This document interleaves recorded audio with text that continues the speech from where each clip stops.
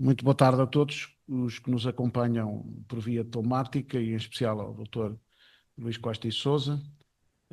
Permitam-me que antes desta conferência da Comissão divulgue o Programa Geral de Mude Barata, que até ao final do ano temos as teses de doutoramento. Espero que haja teses de doutoramento na sequência dos 5 excelentes números que já temos publicados na coleção Obras Universitárias de História Militar, da chancela da Colibri, neste caso.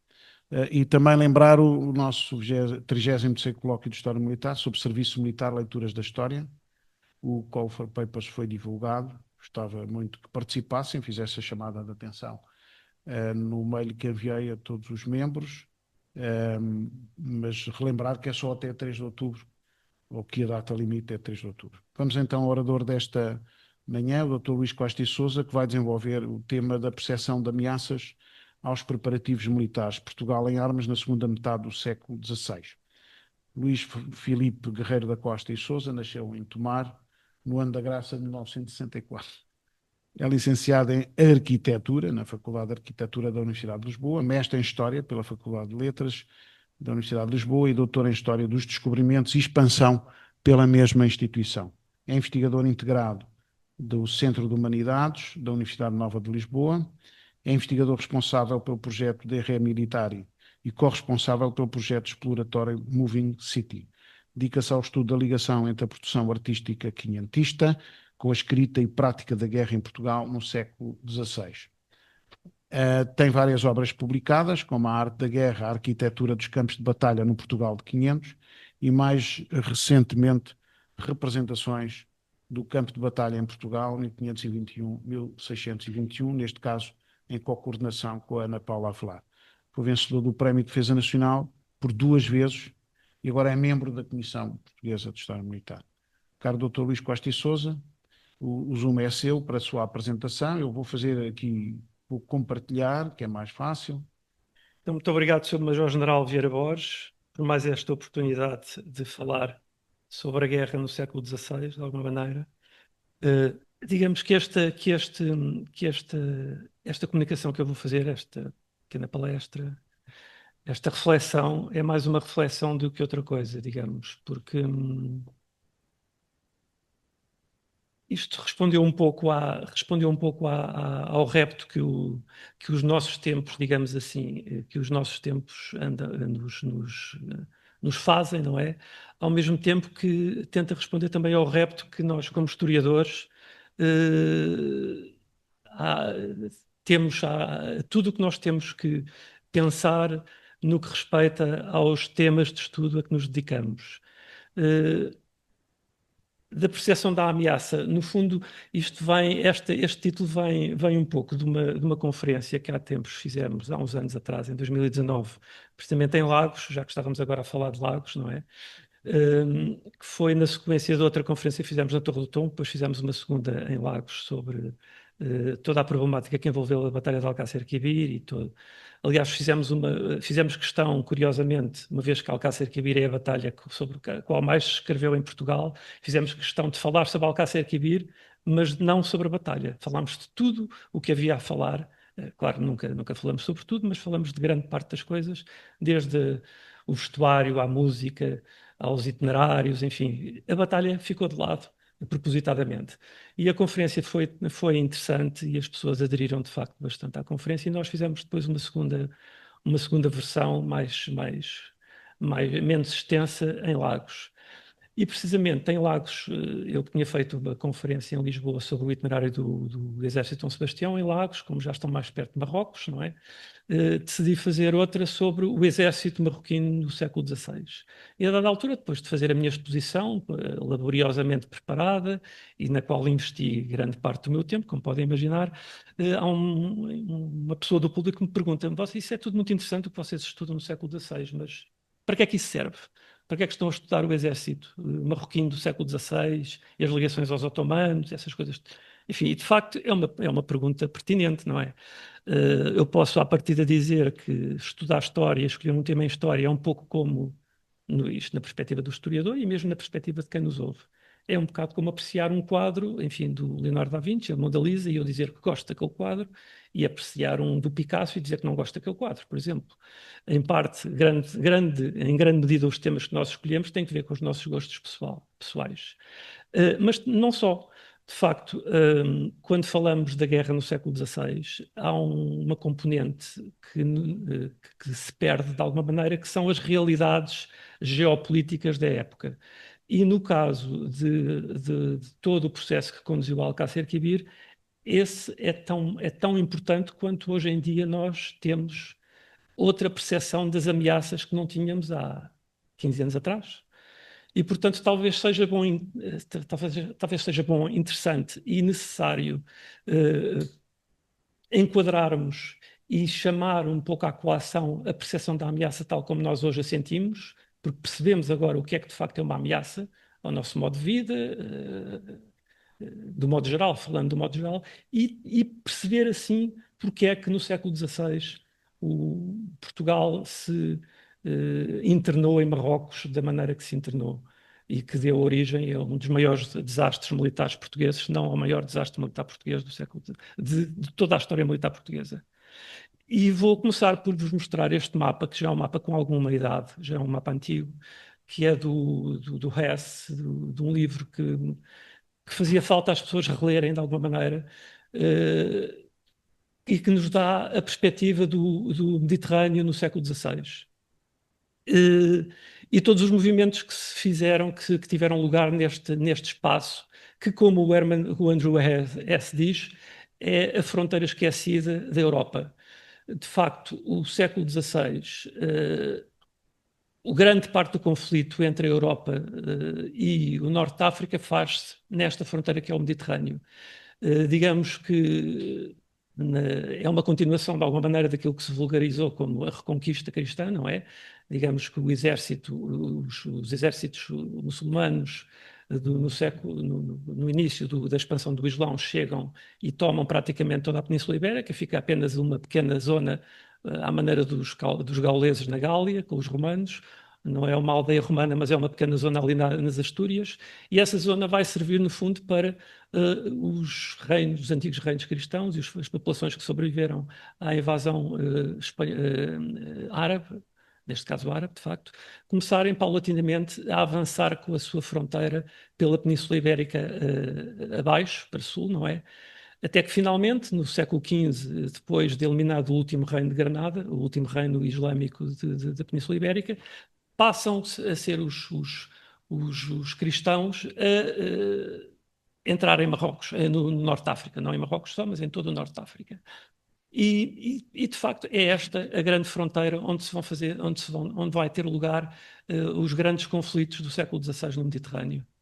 Sobretudo, a partir do momento em que entra um protagonista que é novo, é relativamente novo, que são os otomanos, e digamos que de uma fase em que todo o Norte de África está nas mãos dos reinos ibéricos, portanto, na parte do Atlântico é Portugal que domina, na parte do Mediterrâneo é a Espanha que domina. Espanha vai praticamente até às portas do Egito, quase, ocupa a Tunísia toda, portanto, vai desde a fronteira entre as zonas de influência portuguesa e espanhola, vai andando para leste, não é? Vai andando até que apanha toda a Argel, Tunísia, e será depois dos otomanos tomarem conta do Egito que começa um novo conflito entre otomanos e Habsburgos e, portanto, a dinastia espanhola que vigora a partir da entrada de Carlos V na cena política. E todo o século XVI, no fundo, vai assistir à entrada em força dos otomanos neste espaço, vão empurrando paulatinamente os espanhóis da sua antiga zona de influência no Norte de África, até finalmente, em meados do século, ficarem concentrados praticamente junto a esta zona, o Pinhão de Velez, Melilla, Orão, portanto, deixando apenas alguns pontos, mas ficam já muito próximos. Estou aqui a apontar mais ou menos a região. Como vêem, perdem toda a zona que estava sob o seu domínio, desde Trípoli e vão ficar praticamente em cima da zona de influência portuguesa. Portanto, isto é, no fundo, o que vai acontecer, é o grande conflito que vai acontecer no século XVI, é a ameaça que vai cada vez mais impondo a sua sombra sobre as costas da Europa e da Península Ibérica em particular, de tal forma que, em meados do século, isto como todos sabem, militares que são, mais do que eu, todos os vazios de poder são ocupados por outros poderes e, portanto, todas as regiões do Norte de África onde os espanhóis retiraram são ocupadas pelos otomanos ou por reinos subsidiários aos otomanos. Digamos que a zona fundamental da presença otomana ou de reinos subsidiários dos otomanos é em Argel. Ele vai ser o centro do corso islâmico em todo o Mediterrâneo, e este corso islâmico vai pôr as costas da Europa a ferro e fogo, e em particular da Península Ibérica. E em particular de Portugal. Portugal vai sentir grandes ataques a partir de meados do século. Há grandes desembarques de corsários na zona de Silves, por exemplo. Há um grande desembarque em 1559 de mais de 1000 corsários, em que estão quase uma semana a saquear toda aquela região à volta de Silves, Porches, etc.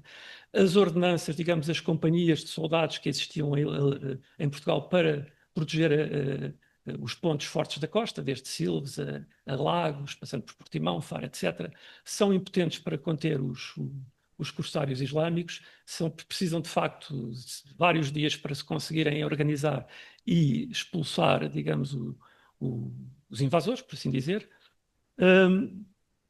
E, portanto, esta é uma situação, o corso é uma situação, de facto, que afeta e que é uma ameaça profunda e muito sentida pelas populações ribeirinhas do Mediterrâneo. Podemos agora, nós que temos agora o perigo da Rússia às portas, perceber o que é ter o perigo do corso islâmico, não às portas, mas no próprio território. Portanto, assaltos contínuos, há inclusivamente descrições de meados do século do corso islâmico chegar ao norte de Lisboa, chegam a entrar no Rio Minho, há descrições de navios islâmicos a entrarem pelo Rio Minho adentro, começam-se a organizar ordenanças, companhias de soldados para contrariar estes ataques de corsários. Portanto, o humor nas costas, que é um ditado da época, é algo que se falava e hoje em dia se diz um pouco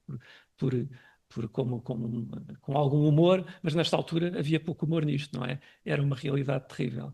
Porque, por exemplo, só para termos uma noção, no século XVII, já estou a falar já há alguns 50 anos a seguir, a Ilha de Santa Maria, um terço da população é levada por um ataque de corsários muçulmanos. Portanto, isto é de facto um perigo.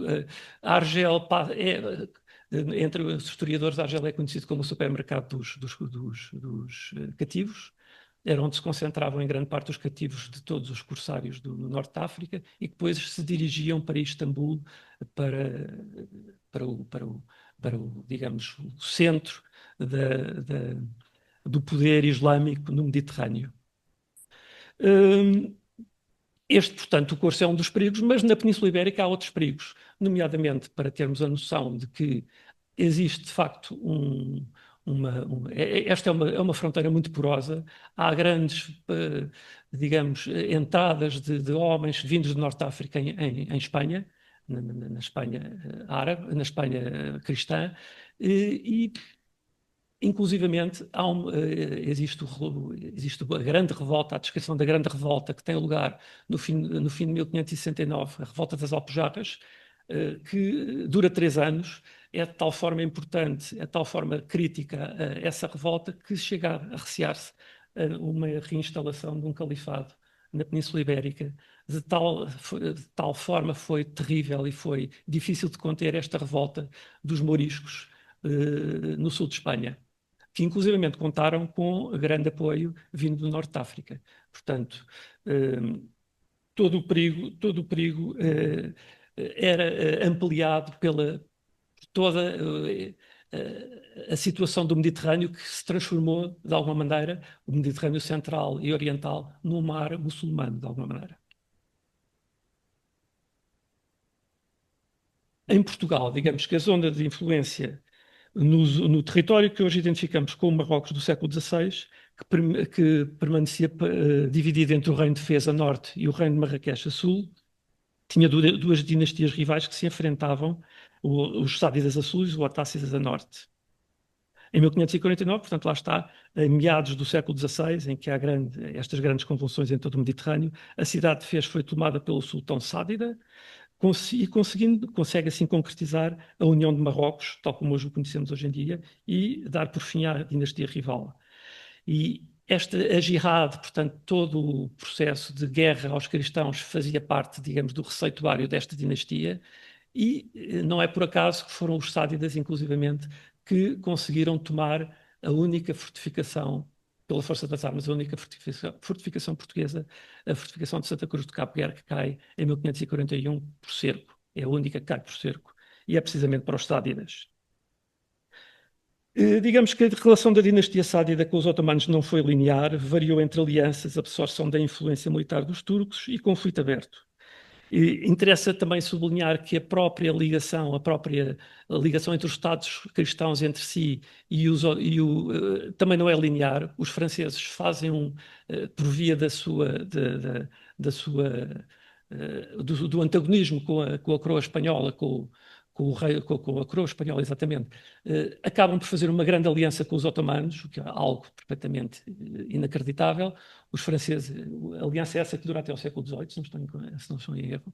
Portanto, há aqui também uma grande diversidade de interesses entre os cristãos, este é um deles, mas no caso da própria Península Ibérica também há diferenças em termos de relações, de interesses geoestratégicos em Marrocos. Os espanhóis muitas vezes andam em direções diferentes dos portugueses, como é o caso, vai ser o caso da expedição de 1578.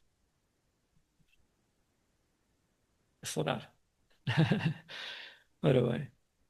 Portanto, digamos que isto tinha aqui estas imagens interessantes para mostrar como em Marrocos o perigo otomano se manifesta, nomeadamente em termos do que é a sua máquina militar. Em Marrocos, o Marrocos Sádida adota o sistema militar otomano a partir de meados do século XVI e, em particular, depois, na altura da Primeira Guerra Civil, que tem lugar em 1574, em que o sultão Abdelmalik, que estava exilado em Istambul, que vai reclamar o trono ao seu sobrinho, ao Mutawakil, e ele vai funcionar em termos de arte militar otomana, como está aqui neste desenho de Jorge Enin, que é um viajante espanhol já do início do século XVII, em que descreve perfeitamente os uniformes, a forma de vestir, não os uniformes, mas a forma de vestir otomana. Ali no canto superior esquerdo tem digamos, os soldados, tal como descritos graficamente pelo Eni, e depois temos ali duas figuras de dois livros conhecidos, enfim, a descrição gráfica de como eram os famosos janízares otomanos, e para termos uma noção, de facto, os marroquinos combatiam à maneira dos otomanos no século XVI. Digamos que com a subida ao trono do Dom Sebastião, faz-se uma reforma militar profunda, não particularmente inédita nem inovadora, mas adotando o modelo militar espanhol. O que não é de estranhar, porque de facto era um modelo militar em voga e em ascensão em toda a Europa mediterrânica, em toda a Europa, perdão. E, portanto, para Portugal, que não fazia batalhas campais, que estava relativamente fora destas novas maneiras de fazer a guerra, tem que treinar os seus soldados em função das novas formas de combater, e uma das maneiras que se encontrou foi chamar grande parte dos veteranos dos portugueses que combatiam na Flandres, no grande campo de batalha da Europa. E, portanto, há uma série de homens que são chamados pelo Dom Sebastião, isto está documentado, vêm treinar, vêm para Portugal, contratam-se também italianos, vêm treinar as milícias, para preparar, no fundo, porque há toda uma linha coerente do Dom Sebastião no que respeita desde à reforma militar até depois a aplicar essa reforma militar nos seus projetos expansionistas no Norte de África.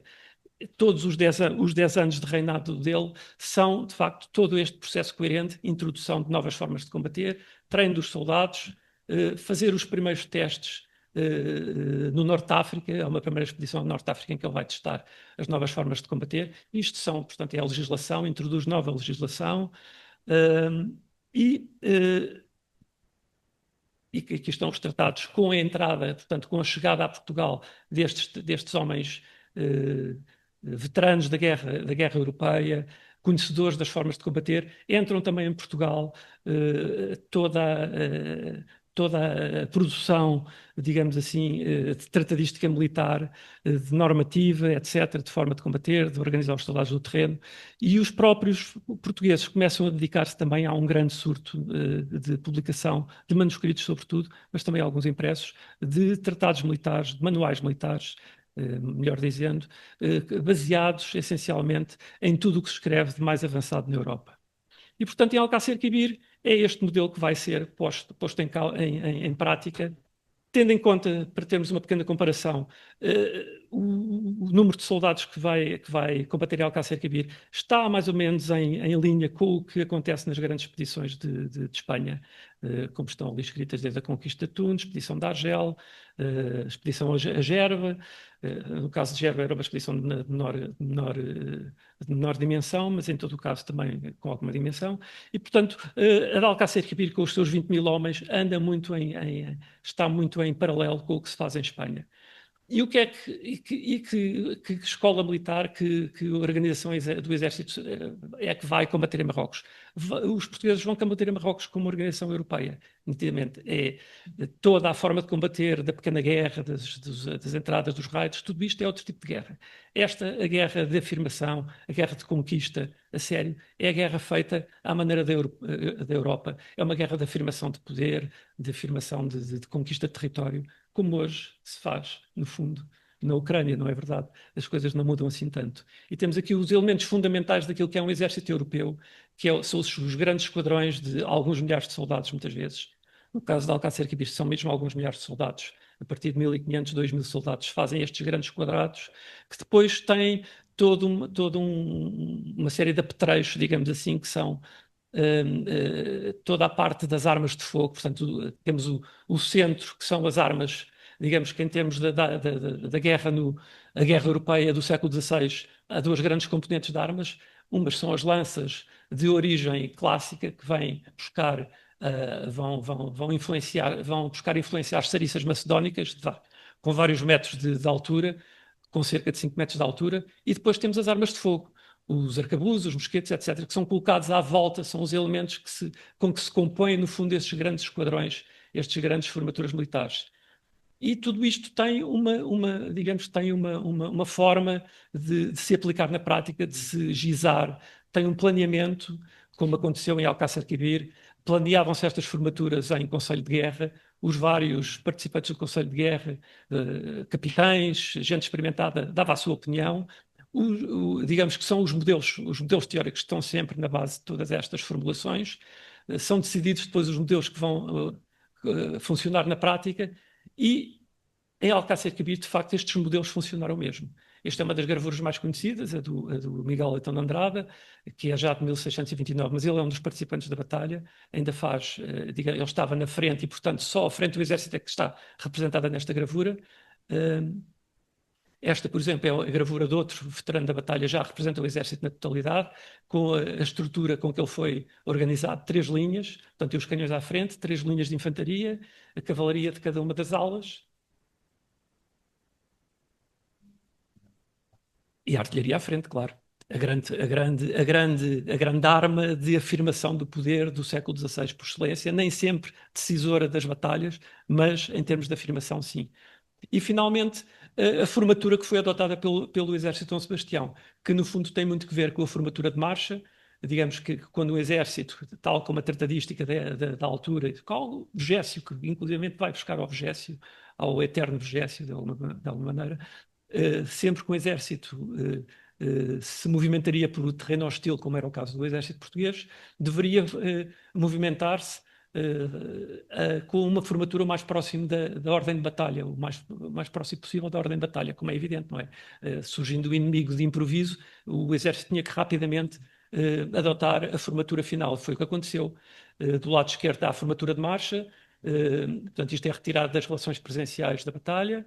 E depois a formatura de batalha, que no fundo a única diferença que tem em relação à formatura de baixo é que os dois esquadrões do meio, da linha do meio, a linha da batalha, se unem num único grande esquadrão que tinha à volta de 5.000 soldados. Só para termos uma ideia. Isto são coisas enormes, são formaturas militares enormes. Digamos que o exército de Dom Sebastião, em termos de dimensão, tem, para quem conhece o convento de Mafra, faço sempre esta analogia, estamos a falar em militares, portanto estou a falar da escola de armas, a fachada do convento de Mafra provavelmente tem a dimensão do exército do Dom Sebastião. Portanto, são cerca de 300 metros de dimensão. E, por fim, aqui, como é que se organizava? Eu, como arquiteto, foi por aqui que comecei a estudar a organização do campo de batalha, a construção do campo de batalha do século XVI, que era algo como podem imaginar, o arquiteto faz os seus desenhos, implanta a estrutura da casa no terreno e, portanto, há uma série de regras que têm que ser observadas e pessoalmente sempre me intrigou que regras é que se utilizavam para organizar um exército no século XVI, sobretudo estes grandes exércitos de milhares de soldados. E, de facto, há uma estrutura geométrica, como vem ali à vossa direita, uma estrutura geométrica de inserção dos soldados em cada um daqueles quadradinhos e operações matemáticas de grande matemática, de extração de raízes quadradas, para organizar, para colocar, saber quantos soldados tem de frente, quantos soldados tem de fundo, e depois, dependendo da complexidade da formatura militar, como vem ali, isto é uma formatura com vários volantes, com vários, se fossem círculos, eram concêntricos, neste caso, excêntricos. Portanto, tem várias formaturas internas, sempre que têm que ser calculadas por si só, e daí como veem aquelas operações brutais que ali está, que nem toda a gente era capaz de fazer, como é evidente. Os fidalgos rarissimamente fazia. O grande responsável pela organização dos exércitos eram os sargentos-mores.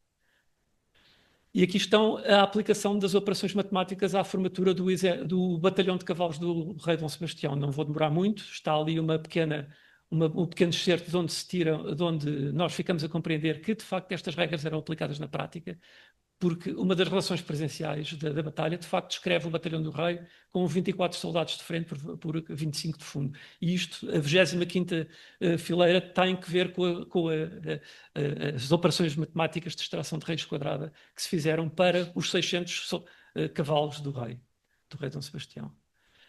E, por fim, só um pequeno lamiré, por assim dizer, sobre o que é o modelo otomano, o modelo espanhol que é adotado, que é o modelo dos tércios. Em Portugal é a primeira vez, é do rei Dom Sebastião que se aplicou os tércios, que se vai buscar esta forma de organização, porque também não tínhamos operações militares com esta envergadura, não é?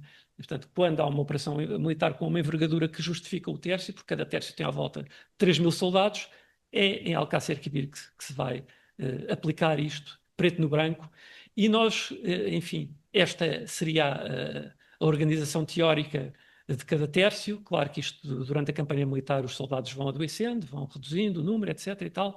Em todo o caso, nós temos muito pouca informação acerca do corpo de oficiais, que é uma situação fundamental para nós compreendermos ao certo qual era a verdadeira valia do exército de Dom Sebastião, sem percebermos se temos comandantes de companhia veteranos ou iletrados em termos de meios militares, não sabemos se o exército de facto funcionaria na prática. E, portanto, nós finalmente conseguimos, como não temos listas, não temos rol de recrutamentos, perderam-se ou andam perdidos em alguma biblioteca municipal ou perderam-se durante o terremoto, eventualmente, temos feito uma investigação às recuas em termos de metodologia historiográfica, isto é, fomos buscar as listas de cativos que foram elaborados pelos monges trinitários, pelos frades trinitários, depois da batalha, que foram resgatar os cativos de Alcácer Quibir logo a seguir, logo em 1579, e fizeram listas de toda a gente que foi cativada, e desta gente cativada, que são à volta de 5.000, conseguimos identificar 1.400 que são cativos da batalha. E destes 1.400 já conseguimos começar a identificar alguns dos capitães de companhia, que é muito interessante. Um dos capitães de companhia, por exemplo, é um homem que nós estudamos e que publicou um tratado militar, que é o Livro do Val, que é a tradução de um dos tratados militares fundacionais de toda a escrita militar do século XVI. É publicada em paralelo com o Tratado de Maquiavel. E este homem faz a tradução do Livro do Val em Portugal, por volta de 1576. dedica-o ao Duque de Guimarães, que era o contestável maior do reino, e, portanto, este era um dos capitães de companhia o Diogo Alves Correia. Portanto, é um homem do norte de Portugal, dali da zona de Guimarães. O Duque de Guimarães também, enfim, estava ligado a esta zona, não é? Ele foi depois tabelião, é um veterano da Flandres, portanto ele sabe o que é que está a fazer quando traduz o manual, sabe que aquele manual, apesar de ser de 1521, ainda funciona, ainda tem informação, não é obsoleto, não é um manual obsoleto. E, portanto, começamos a ter agora um pequeno vislumbre do que era o corpo de oficiais do Exército de Dom Sebastião. Por exemplo, há a ligação entre ordens militares e os oficiais dos terços em Portugal. Há, nomeadamente, o terço do Alentejo do Coronel Miguel de Noronha. O Miguel de Noronha é um freire de Cristo, da Ordem de Cristo, e, curiosamente, o capitão Pedro Pessoa, que está no mesmo terço, é um dos 12 capitães de companhia do terço dele. Portanto, isto, para terem uma ideia, são mais de 600 oficiais, entre sargentos, capitães, cabos de esquadra, alferes, tambores. Portanto, é um corpo de oficiais grande, porque o século XVI é a época em que é introduzido o primeiro corpo de oficiais estável nas unidades militares. É aqui que começa tudo. E, portanto, ficamos a ter a impressão que, embora as ordens militares não deem informação militar aos freiros, o contrário parece ser verdade. Entram para as ordens militares a partir da gente com experiência militar. E no caso do terço do Dom Miguel de Noronha, que é um freire de Cristo, temos, curiosamente, o capitão Pedro Pessoa, que é também um freire da Ordem de Cristo. Portanto, temos aqui gente já ligada às ordens militares, temos gente que já está identificada como sendo veteranos do campo de batalha europeu, e, portanto, começamos a ter um vislumbre que o Exército de Dom Sebastião não era constituído assim, portanto, por gente tão pouco experimentada na guerra, pelo menos na guerra europeia. Ou melhor, nem sequer nem na guerra europeia, nem na guerra do Norte de África, porque, inclusive, temos N oficiais, por exemplo, outro oficial experimentado, que é o coronel do terço do Algarve, que é o Francisco Távora, que era um homem nascido no Algarve, experimentado na guerra da África, portanto conhecia perfeitamente o que é que se fazia em Marrocos e como é que se combatia em Marrocos contra os sádidas. Se houver tempo, ainda posso fazer aqui uma pequena lambuzadela com o sítio da batalha, que é, ainda hoje estamos para saber onde é que a batalha se deu ao certo. Quando eu comecei a investigar a Batalha de Alcácer Quibir, segui em grande medida este que é um dos textos importantes sobre Alcácer Quibir, que é o do Frei Luís Nieto, que é talvez a primeira relação, a primeira crónica da batalha que surge logo a seguir. Surge primeiro em francês, mas depois tem em 80 uma tradução em espanhol.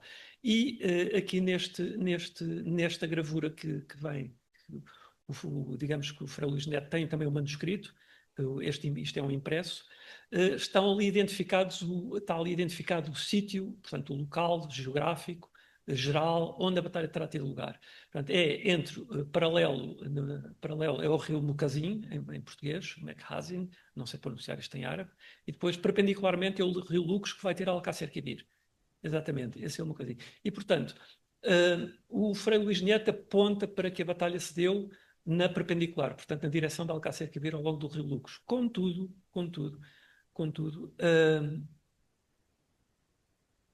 isto é uma proposta para a constituição do Exército em termos gráficos. Isto é como se fosse a planta do Exército que eu fiz, que eu gisei em função de quer das relações presenciais, quer toda a métrica que nos é adiantada pelos tratados militares, que nos dá sensivelmente um retângulo com os tais 300 metros por cerca de... Ou melhor, 500 metros por cerca de 800 metros de profundidade. 500 metros de frente por 800 metros de profundidade. Isto é uma enormidade, como podem imaginar.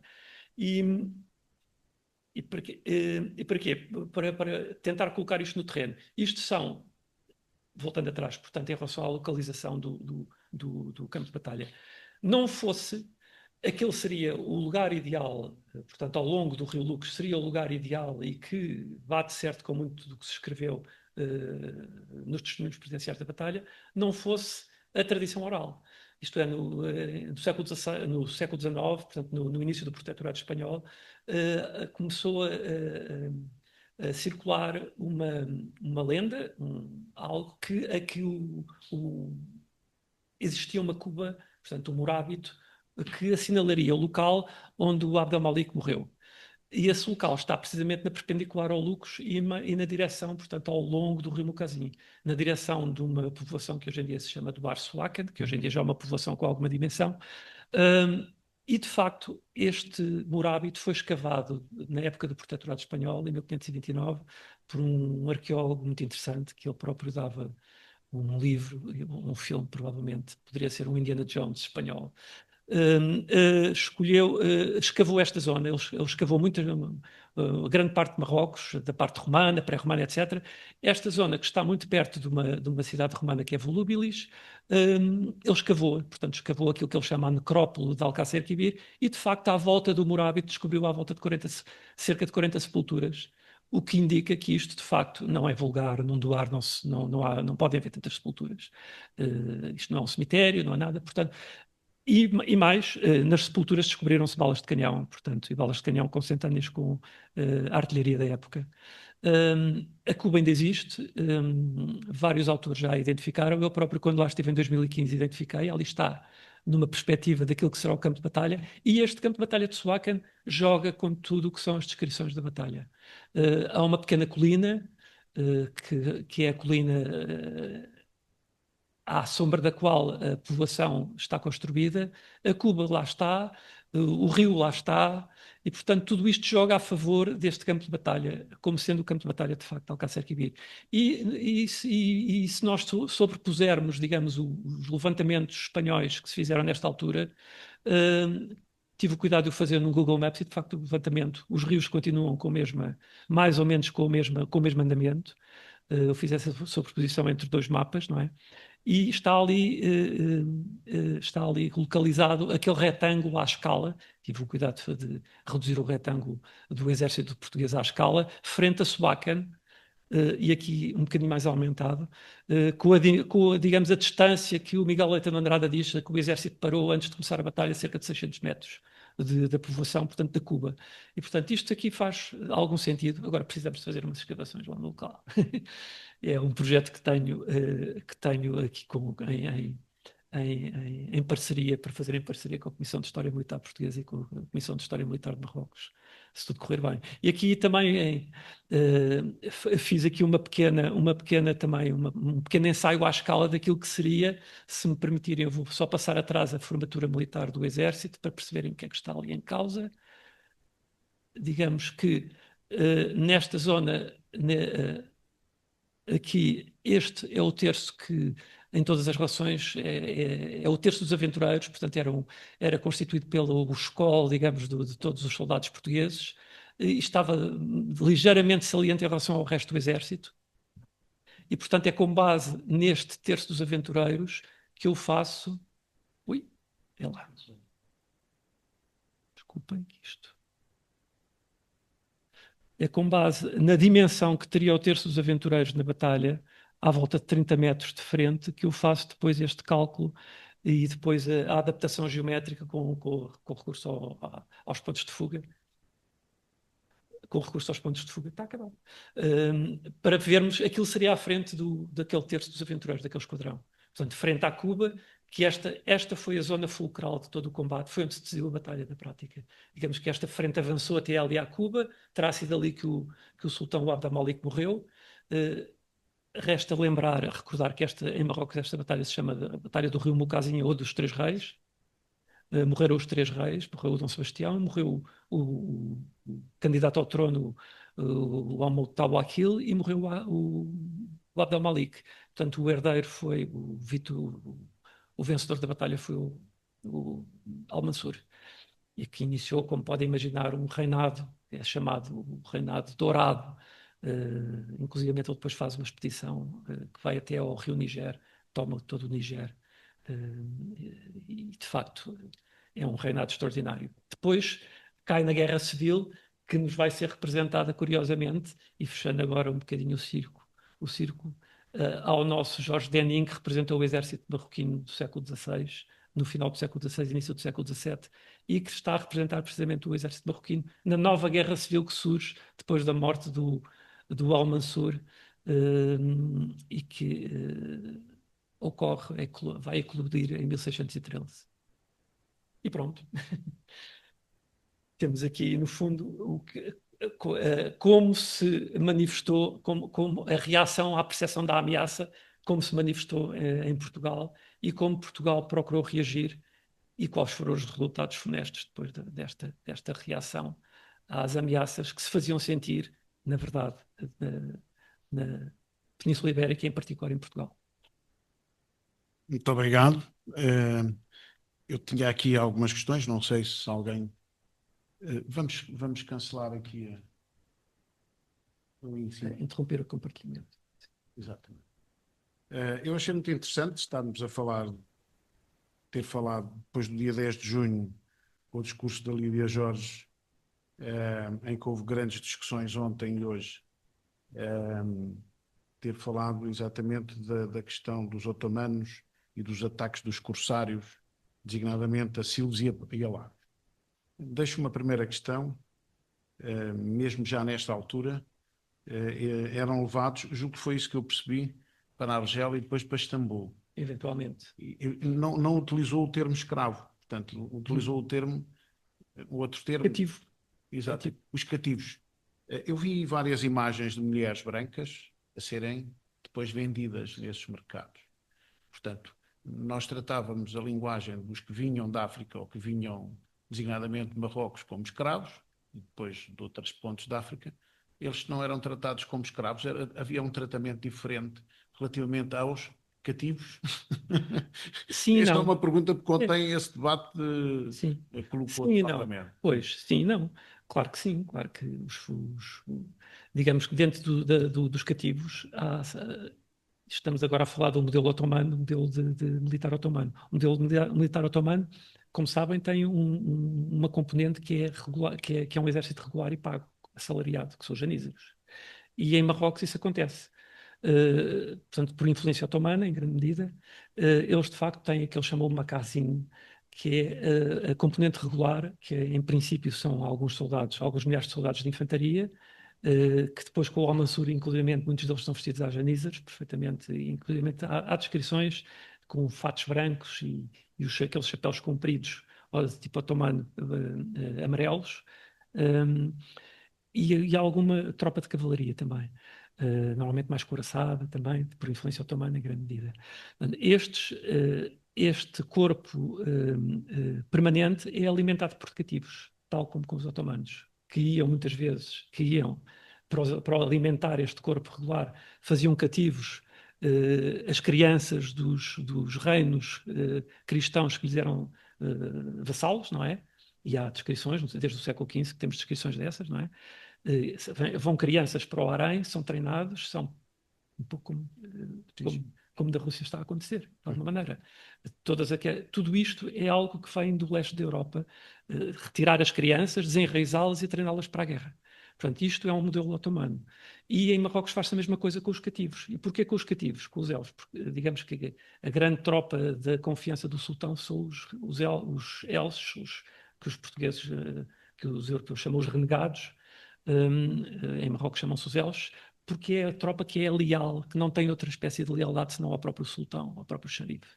Portanto, não há ali ligações familiares, é uma guarda pretoriana, tal e qual. E, portanto, todas as crianças que são capturadas no exército vão, e há a descrição disso, à volta de 3.000 crianças, portanto, até aos 14, 15 anos, vão todos para Marrakech. A corte sádida está em Marrakech, portanto, eles vão todos para o harém de Marrakech. Também há outros soldados profissionais que são capturados, também provavelmente vão combater pelo xerife. Nós temos um caso, estou sempre a contar este caso do João Soldado, que é um homem que sai de Lisboa, vão três gerações com ele, portanto vai o avô, vai o João Soldado e vão os filhos. Vão todos para Alcácer Quibir. E o João Soldado é capturado, não é? Não morre. A mulher mais tarde foge de Marrocos. Todos os cativos que voltavam para Portugal eram sujeitos a um processo de Inquisição, e é nesse processo de Inquisição é que nós sabemos que a última notícia que a mulher tinha tido do João Soldado, ele estava em Tombuctu. Portanto, ele foi fazer a campanha do Songhai de Tombuctu cá para o norte, portanto, de Lisboa a Tombuctu. Mas as mulheres, o caso das mulheres, que há muitas imagens de mulheres nesses mercados, Sim. as mulheres iam para os haréns, claro. Exatamente. Não- Casavam, podiam casar Podiam com casar. marroquinos, sim, sim. Os outros cristãos que não eram, digamos, que não renegavam, que não se tornavam muçulmanos, eram escravos e eram vendidos. Portanto, a escravatura, quando se fala da escravatura, esquecemos um pouco da escravatura que se faz no Mediterrâneo para o lado do... É preciso Sim, que não foi esse nos alerta. esqueçamos. Sim, sim. É bom que não nos esqueçamos disso. E de facto Exatamente. existia, não é? Como eu contei aquele caso da Ilha de Santa Maria, que foi toda Exatamente. despachada. Exatamente. Uma outra questão, já agora, tem a ver com a artilharia. Utilizou na apresentação um termo diferente relativamente à artilharia para Portugal, que servia, e para os europeus em geral, naquela altura, não tanto em termos de eficácia, porque aí era a cavalaria e em parte a infantaria, mas mais como uma demonstração de força. Isto quer dizer que, na realidade, tanto para os otomanos como para os europeus em geral, nesta altura, tanto não funcionava, não era decisiva no campo de batalha. É isso que quer dizer. Podia não ser. A artilharia é mais decisiva em termos de cerco. Para bater uma cidade, sim. Sim. É fundamental e Dá imprescindível. para ver nas tapeçarias de Exatamente, em tudo. Tudo o que é... Por exemplo, temos uma gravura muito interessante que é do Dürer, que é a primeira grande gravura com recurso à perspectiva de pontos de fuga, inclusivamente, em que identifica as três partes todas da campanha militar e as três formas que o exército assume, que é o exército em marcha, o exército em cerco e o exército em acampamento. Portanto, digamos, os três grandes momentos da guerra do século XVI. Ou melhor, os três grandes momentos da guerra segundo Vigésio, no século XVI. É marcha, o acampamento, marcha e batalha. Não são as grandes definições, as grandes formas que o exército adota. Portanto, sim, quando se trata de cercar e bater e destruir uma fortificação, claro que a artilharia é fundamental. No campo de batalha, pode ser ou pode não ser. Curiosamente, em Alcácer Quibir até acabou por ser, porque foi graças a um tiro de canhão que levou um dos oficiais portugueses na frente e que teve como consequência a barafunda que se criou na vanguarda do exército, e a retirada e não retirada, foi precisamente um tiro de artilharia do marroquino, dos canhões dos marroquinos. Mas foi fortuito, foi algo fortuito, porque, de um modo geral, não é a artilharia que faz parar os exércitos, será mais as armas de fogo, por exemplo, os portáteis, os arcabuzes, e o ataque à arma branca com os piques. Né? E a cavalaria pesada também, os acobertados. A cavalaria que eu vi ali, portanto, a parte da cavalaria otomana é um dispositivo muito diferente da cavalaria completamente europeia. Portanto, a cavalaria otomana contorna toda a infantaria em todos os flancos, direito, esquerdo, na retaguarda. Portanto, eu vi ali, isso portanto, era típico daquela altura. Portanto, sim. E porque na Europa e Portugal ali, nós já vimos, havia uma preocupação geométrica com a infantaria, mas a cavalaria tinha mais liberdade de ação. Portanto, nós não vemos nos desenhos a cavalaria tão geométrica como vemos a infantaria. Eu penso que não. Penso que a cavalaria se organizava exatamente da mesma. Também? Sim. Aliás, aproveu o esquadrão do Dom Sebastião, pelo menos ao início. Isto, claro que, digamos que a força do exército europeu é a ordem. A força do exército otomano não é a ordem, é destruir a ordem, digamos assim. Em termos, é uma coisa que eu ainda tenho uma imensa curiosidade em saber, é como é que eles colocam os seus soldadinhos todos naquelas formaturas. Se há uma métrica, não faço a mínima ideia, porque ainda não consegui encontrar informação sobre isso. No caso europeu consegue-se, não é? Como viram. Mas não, inicialmente o exército é todo... digamos que é do micro para o macro, isto é, os esquadrões, o elemento nuclear que é o esquadrão com os seus elementos, que podem ser arquitetónicos. É como na arquitetura, é como ter um pórtico e as colunas e o frontão. Em vez de ser o pórtico e as colunas, aqui é o esquadrão e as mangas de atiradores e depois a guarnição e depois as alas, etc. Tudo aquilo são elementos colocados geometricamente em função de princípios de simetria, etc. E com cálculos matemáticos, como viram. Mas... Portanto, estes terços são adotados nesta altura e desaparecem depois 1640, na guerra de 28 anos que tivemos com os espanhóis. Nós deixámos de optar pelos terços, optámos Ainda temos a pelos designação regimientos e de batalhões. terços Ainda tivemos no início. e até o terço chega até à própria época napoleónica, para os terços das ordenanças, ainda existe. Em todo o caso, a formatura geométrica, estas formaturas compactas desaparecem, aliás, logo Na Guerra da Restauração, desaparece. ainda existe alguma coisa, mas pronto, começa a trabalhar-se a formatura linear, sim, sim. Sim, não Mais vejo linear. isso em Montes Claros. Sim, sim, é mais Ligeiramente linear. diferente. Começa a entrar-se no linear. Aliás, no próprio século XVI, começamos a assistir a isso, digamos, estas massas compactas que têm a origem na Falange Macedónia, não é? E que entram muito no século XV, à custa da queda de Constantinopla, quando entram na Europa a gente toda que vem de Constantinopla, no fundo, os gregos, toda a influência grega, inclusive a arte da guerra na Grécia, vem toda para o Ocidente por essa via e entra por qualquer razão na Suíça, é o lugar em que começam a funcionar estas grandes massas, são à volta, às vezes, são 6 mil homens que estão naqueles quadrados, não é? É uma coisa absolutamente abismal. E, portanto, isso depois vai aligeirando conforme nos Sim, aproximamos. também tem a ver com a evolução tecnológica, a capacidade. Claro. Aqui nesta altura os arcabuzes era para aí dois disparos em cada minuto, ou máximo, talvez. Eles já A têm, evolução tecnológica, quer da artilharia, quer dos arcabuzes, faz com que depois os dispositivos sejam completamente claro. Embora as trocas de fogo já se fazem com alguma eficácia. Aqui em Alcácer Quibir percebe-se isso. E tanto que nos tratados que estão ali descritos, já há inclusivamente propostas de cargas que só estavam documentadas para o início do século XVII, que é, como se chama, o volley fire, que é fazer uma primeira linha com os soldados que lá estão e introduzir as duas linhas a seguir, uma a joelhos. Está descrita no Tratado do século XVI, em Portugal.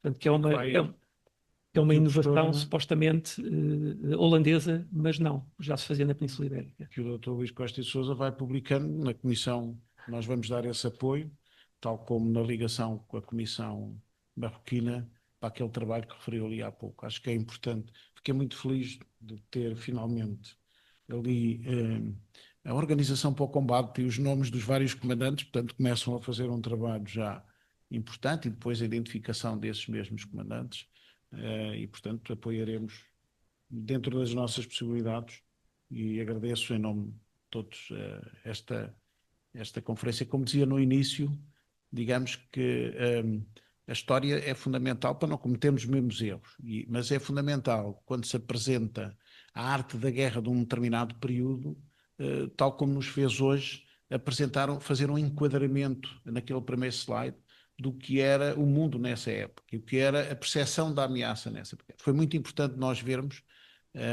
exatamente que digamos, o Império Otomano, nessa altura, tinha um peso que constituía a ameaça e, portanto, por outro lado, nós conquistamos, mas por outro lado também, como disse bem, estávamos em risco também de ser conquistados, portanto, mais valia tomarmos a iniciativa, isso de preferência com o fator surpresa, nem sempre aconteceu, e Alcácer Quibir depois marcou aí um momento. Muito obrigado pela conferência, muito obrigado a todos e muito boa tarde. Obrigado.